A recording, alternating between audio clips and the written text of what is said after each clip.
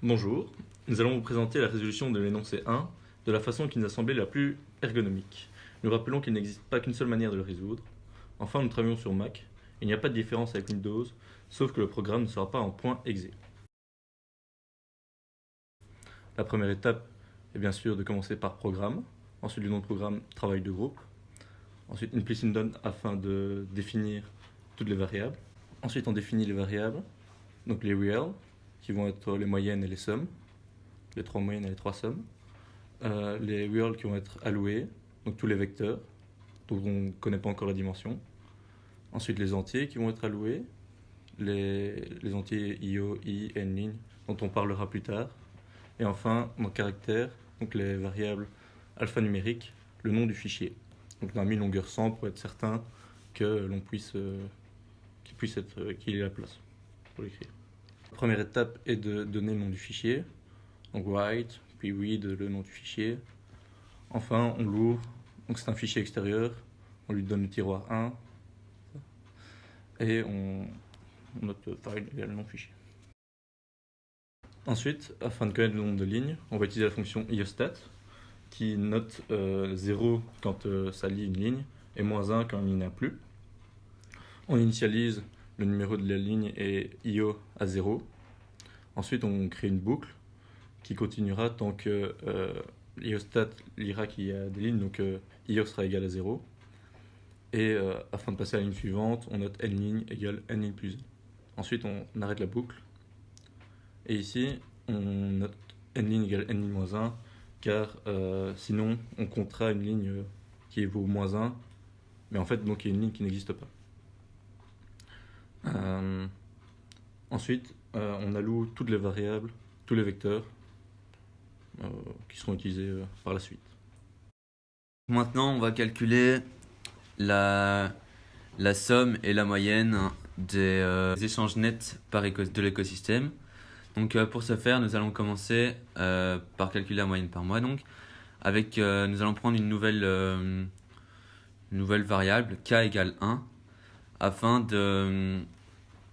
de calculer le nombre de données par mois.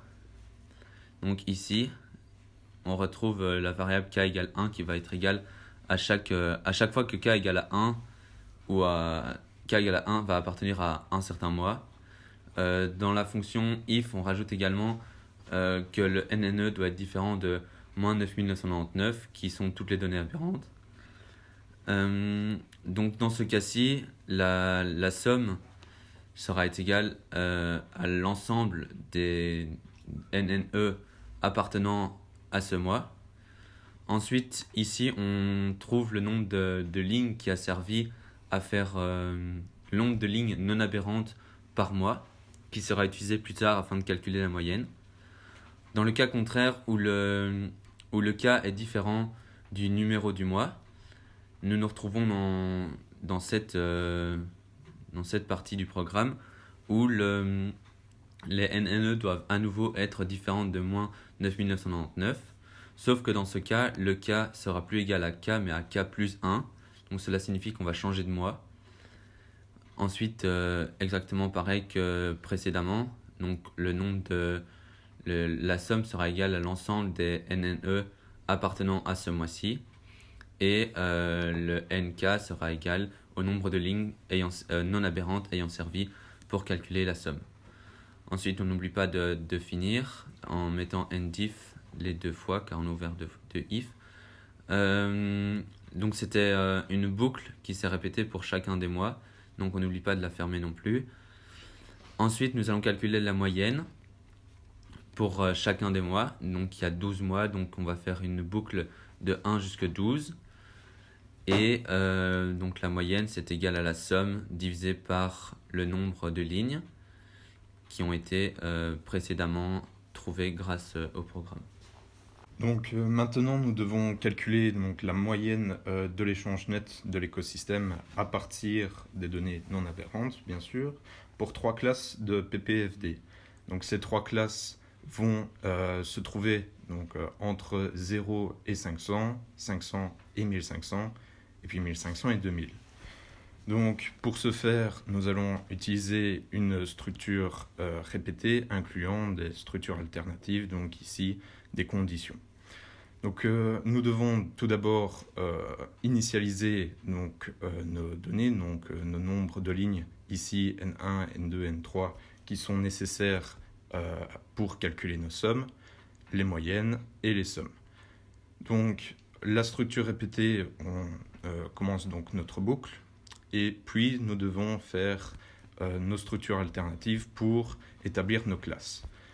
La première, comme on le voit ici, avec le premier if, nous permet donc de prendre la première classe et de prendre les données différentes de moins 9999. Et donc avec cela, on a notre première somme qui va inclure donc toutes les données aberrantes, et puis donc on a notre N1 non aberrante, pardon, et donc on a notre N1. Et sinon, on passe à la seconde classe et on fait la même chose, et puis notre troisième classe. Et on n'oublie pas, bien sûr, de fermer nos boucles avec notre if, et puis notre boucle avec notre do. Donc ensuite, on va pouvoir calculer notre moyenne. Donc la moyenne 1 qui correspond à la moyenne de la classe 0 à 500. Donc pour ça, on a besoin de notre somme et de notre nombre de données non aberrantes calculées juste au-dessus. Pareil pour la moyenne 2 qui correspond à la moyenne des classes pour la classe 500 à 1500 et la moyenne 3 pour la classe 1500 à 2000. Ensuite, on va écrire toutes nos données dans un fichier de sortie. Donc pour cela, on l'ouvre avec un tiroir qui doit être différent du tiroir utilisé ci-dessus. Donc on a choisi le numéro 2 et on a nommé notre fichier de sortie bilan.txt. Dans ce fichier de sortie, on va écrire donc moyenne par mois. Ça, c'est le nom de la donnée. On va faire notre boucle pour avoir toutes les moyennes par mois pour chaque mois. Donc à l'écran, on va écrire les sommes. On ne les écrit pas dans le fichier de sortie parce qu'elles ne nous intéressent pas trop. Alors ensuite, dans le fichier de sortie, on va écrire nos moyennes. Donc vu que c'est dans une boucle, on aura les moyennes pour chaque mois. On ferme notre boucle. On va écrire un espace dans notre fichier de sortie pour que ce soit plus lisible. Ensuite, à l'écran, on va écrire nos nombres de données 1, 2 et 3. Nos sommes 1, 2 et 3. Encore une fois, on ne les écrit pas dans le fichier de sortie parce qu'elles ne nous intéressent pas directement. Et dans le fichier de sortie, on va écrire les moyennes 1, moyenne 2 et moyenne 3 avec comme nom moyenne pour la classe 0, 500, 500, 1500 et 1500, 200. Et on n'oublie pas par terminer le programme, donc en écrivant n programme tdg. Ensuite, on va passer à la compilation. Donc, il faut, pour le chemin d'accès, le fichier dans le desktop. Donc, on écrit cd desktop. En plus, il faut compiler. Donc, c'est gfortran-e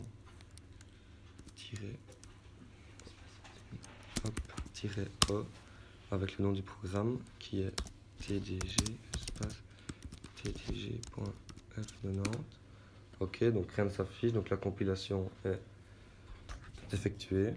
Ensuite, on va exécuter le programme. Alors,